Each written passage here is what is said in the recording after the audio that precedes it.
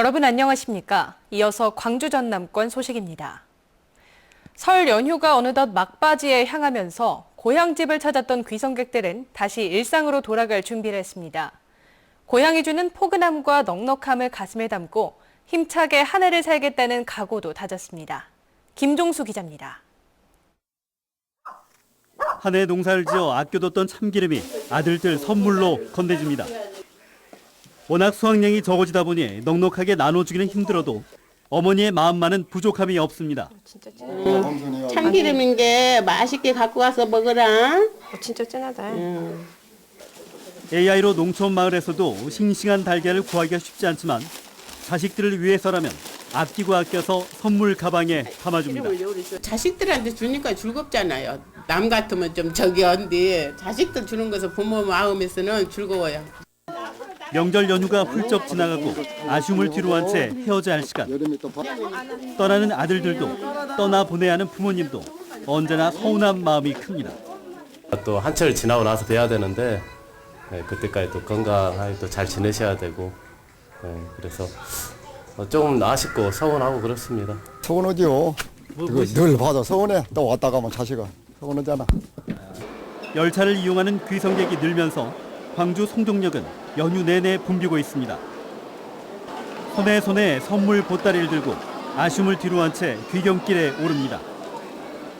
배웅 나온 부모님께 아들, 딸 내외는 감사한 마음을 잊지 않습니다. 네, 어머니, 아버님 따주신 거 맛있게 먹고 잘 살겠습니다. 효도하겠습니다. 섬 고향을 다녀온 귀성객들은 여객선을 타고 다시 무태에 도착합니다. 일터로 돌아가야 하는 시간을 앞두고 얄궂은 날씨가 마음을 더 무겁게 합니다. 좀 부모님 혼자 놔두고 가니까 좀 기분은 별로 안 좋지만 그래서 일상생활로 복귀해야죠. 즐겁게 보냈으니까. 짧은 만남이라 늘 아쉽고 속상하지만 그래도 고향은 삶의 활력소이고 든든한 버팀목이 됐습니다. MBC 뉴스 김종수입니다. 설 연휴 귀경 행렬이 이어지면서 고속도로가 답답한 흐름을 보이고 있습니다. 한국도로공사에 따르면 호남고속도로 전주나들목 근처와 서해안고속도로 군산나들목 근처 구간에서 귀경 차량들이 서행 흐름을 이어가고 있습니다. 이에 따라 승용차를 기준으로 광주에서 서울까지 5시간, 목포에서 서울 역시 5시간이 걸릴 것으로 예상됩니다. 도로공사는 귀경 차량이 줄어드는 새벽 2시에서 3시쯤 차량 정체가 풀릴 것으로 전망했습니다. 제2프로젝트로 시작했다가 솔라시도 사업으로 이름이 바뀌었죠. 영암 해남기업도시 사업이 추진된 지 10년이 지났습니다. 바다를 매립한 땅이라 법적으로 땅이 아니었던 최대 걸림돌이 해소되면서 사업이 마침내 탄력을 받게 됐습니다. 보도에 양현승 기자입니다. 지난 2006년 시작된 영암 해남 관광 레저형 기업도시. 전남의 영문 앞글자를 따 제2프로젝트로 불리며 총 사업비 1조 8천억짜리 서남권 최대 사업이었습니다. 1,000만 평에 이르는 간척지가 토지로 인정받지 못하면서 사업이 멈춰 있었는데 가장 큰 걸림돌이었던 간척지 토지화가 올해 안에 이루어질 예정입니다. 공유수면 매립지이기 때문에 땅 가격이 좀 싸기 때문에 경쟁력이 있을 것 같고요. 또 땅이 평평해서 개발하는 데 상당히 용이할 수가 있고. 해남 구성지구는 향후 은퇴자 도시의 면모를 갖춰갈 전망입니다. 올 연말부터 다양한 크기의 미국형 목조주택 2,500세대를 짓고 주민들이 이용할 골프장 공사는 다음 달부터 시작할 예정입니다. 특히 치안과 재해, 교통수단까지 첨단 기술로 관리하는 스마트시티 조성도 정부의 관심 속에 논의되고 있습니다.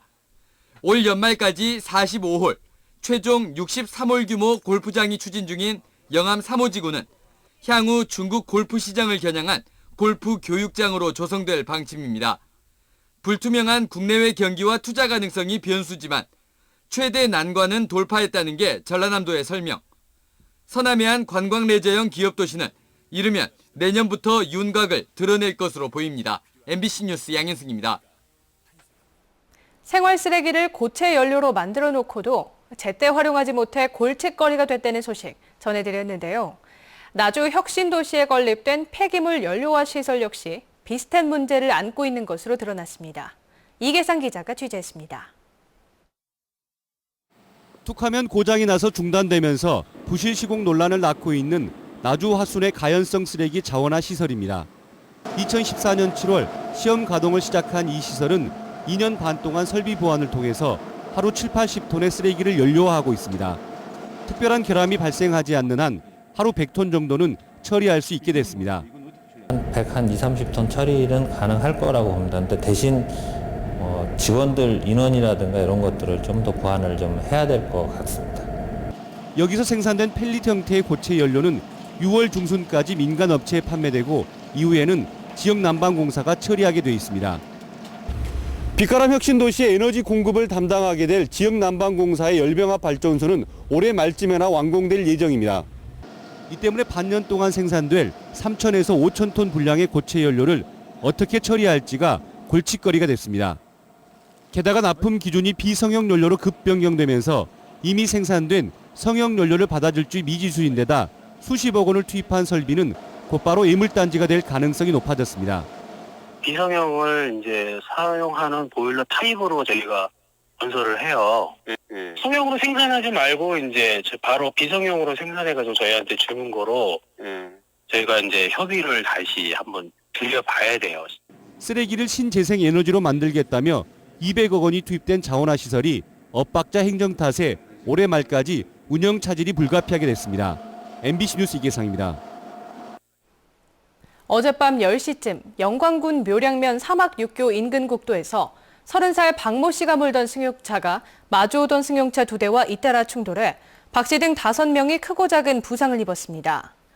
경찰은 박 씨가 면허 취소 수준인 혈중 알코올 농도 0.1% 만취 상태에서 운전을 하다 역주행해 사고를 낸 것으로 보고 정확한 경위를 조사하고 있습니다.